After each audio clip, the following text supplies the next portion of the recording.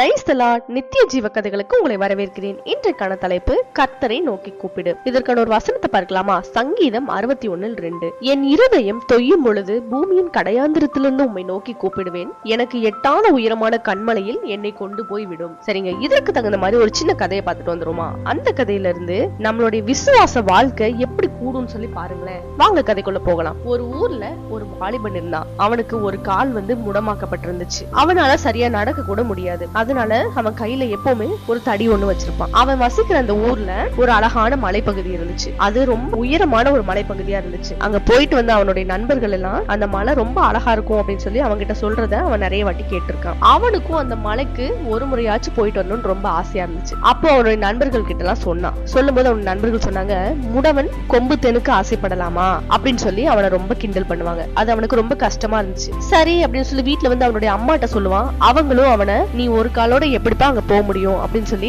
அவனை டாமினேட் பண்ணிடுவாங்க. இப்படியே போயிட்டு இருந்துச்சு. ஒரு நாள் இவனுக்கு எப்படியாவது அந்த மலை உச்சியை நான் பார்த்தே தருவேன், என்னால முடியாது, ஆனா நான் வணங்குற என்னுடைய கர்த்தர் என்ன அங்க கொண்டு போவார் அப்படின்னு சொல்லி ஒரு விசுவாசத்துல ஒரு ராத்திரி முழுவதும் யோசிச்சு ஒரு முடிவு எடுத்தான். நம்ம நாளைக்கு அந்த மலைக்கு போறோம் அப்படின்னு சொல்லிட்டு தீர்க்கமா ஒரு முடிவு எடுத்துட்டு படுத்து தூங்கிட்டான். மறுநாள் காலையில விடிஞ்சது. அவன் அன்னைக்கு தன்னுடைய பைபிளையும் அதுக்கப்புறம் தன்னுடைய தடியையும் எடுத்துக்கிட்டு அந்த மலையை நோக்கி புறப்பட்டான். ஒரு 2 மணி நேரம் நடந்து நடந்து நடந்து எப்படியோ அந்த மலையோட அடிவாரத்துக்கு வந்துட்டான். அடிவாரத்துக்கு வந்ததும் தான் தெரிஞ்சது அந்த மலையோட உயரம் எவ்வளவு பெருசுன்னு. அப்ப அந்த மலையை பார்க்கும்போது அவனுக்கு நம்ம போயிரோமா அப்படின்னு சொல்லிட்டு அவ்வளவு ஒரு இதா இருந்துச்சு. அதுக்கு அடுத்துதான் அவன் சரி அப்படின்னு சொல்லி கர்த்தர் மேல பாரத்தை போட்டுட்டு அவன் அப்படியே மெதுவா மேல ஏற ஆரம்பிச்சான். அப்ப மேல ஏறிட்டு இருக்கும் போதே அவனுக்கு பாதி நேரத்துல அது சாயந்தர நேரம் அப்படிங்கறதுனால சீக்கிரமா இருட்டு தொடங்கிடுச்சு. அப்ப அவன் கொஞ்சம் தூரம் மேல போயிட்டான். போனே பயங்கர இருட்டாயிடுச்சு. அப்போ இனி கீழேயும் போக முடியாது, நான் மேலையும் போக முடியாது. அப்போ இந்த ஏதோ ஒரு காட்டு விலங்கு வந்து என்ன அடிச்சு சாப்பிட போகுது அப்படின்னு சொல்லிட்டு பக்கத்துல ஏதோ ஒரு சிங்கத்துடைய சவுண்ட் கேட்டு அதை கேட்ட உடனே அவன் கதறி கதறி அழ ஆரம்பிச்சிட்டான். ஆண்டவரே, என்னை எப்படியாச்சும் இந்த மலை உச்சிக்கு கொண்டு போயிருங்க, என்னை பாதுகாத்துருங்கன்னு சொல்லிட்டு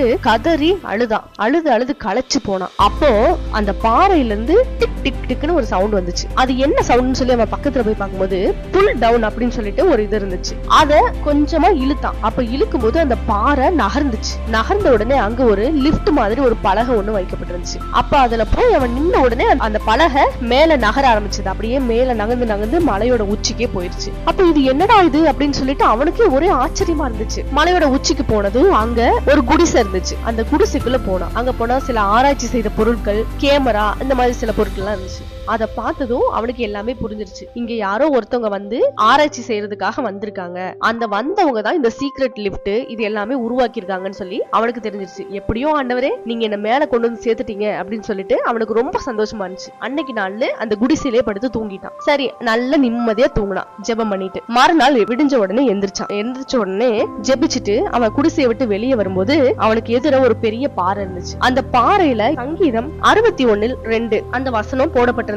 என் இருதயம் தொய்யும் பொழுது பூமியின் கடையாந்திரத்திலிருந்து உம்மை நோக்கி கூப்பிடுவேன். எனக்கு எட்டாத உயரமான கண்மலையில் என்னை கொண்டு போய் விடும் அப்படின்னு சொல்லி எழுதிருந்துச்சு. அதை பார்த்ததும் அவனுக்கு கண்கள்லாம் கண்ணீர் வந்துச்சு. அப்படியே கண்கள் எல்லாம் குளமா மாறிச்சு. ஆண்டவருக்கு அவன் மனசார நன்றி செலுத்துறான். என்னோட குரலை கேட்டு என்ன இந்த உயர்ந்த கண்மலைக்கு நீங்க கொண்டு வந்துட்டீங்கப்பா அப்படின்னு சொல்லிட்டு அப்படி ஒரு சந்தோஷமா அவன் ஆண்டவருக்கு அன்னைக்கு நன்றி சொன்னாங்க. ஆமா, நம்ம சில நேரங்கள்ல பாத்தீங்கன்னா இது மாதிரியே பல சூழ்நிலைகள்ல வந்து இந்த இக்கட்டான நிலைமைகள்லயும் நம்ம எப்படி போறதுன்னு தெரியாம ஆண்டவரை நோக்கி கூப்பிடாமையே அதை வீணாக்கிடுவோம். ஆனா ஆண்டவரை நோக்கி கூப்பிடும் பொழுது அந்த சூழ்நிலையை கடக்க செய்கிறவர் நம்மோடு இருக்கிறார் அப்படின்ற விசுவாசத்தோடு நம்ம கூப்பிடும் போது அவர் நிச்சயமா நம்மளை உயர்ந்த அடைக்கலத்துல கொண்டு வச்சு நம்மள மறைவிடத்துல வச்சு நம்மளை பாதுகாத்து பாருங்க. ஆமா, நம்ம இந்த சூழ்நிலைகள் கண்டு பயந்து போகாம அந்த திருமண மாதிரி ஒரு விசுவாசத்தோடு அவர் நோக்கி கூப்பிடும் போது அவர் வந்து நம்மள அவருடைய வெளிச்சத்துல நடத்தி நம்மளை கொண்டு போவாருங்க. அந்த இடத்துல எதுவுமே இல்லாத ஒரு இடத்துல ஒரு சீக்ரெட் லிஃப்ட் அந்த பையனுக்கு தெரிஞ்சு அதை வந்து உணர்த்தி அவர் கொண்டு போயிருக்காரு. அது போல நம்மளுடைய வாழ்க்கையிலயும்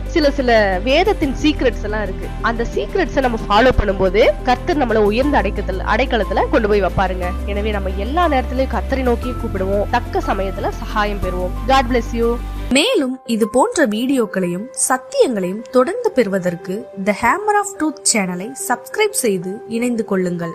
இந்த கதை உங்களுக்கு பிரயோஜனமாக இருந்தால் அநேகரோடு பகிர்ந்து கொள்ளுங்கள். கர்த்தர் தாமே உங்களை ஆசீர்வதிப்பாராக. ஆமேன்.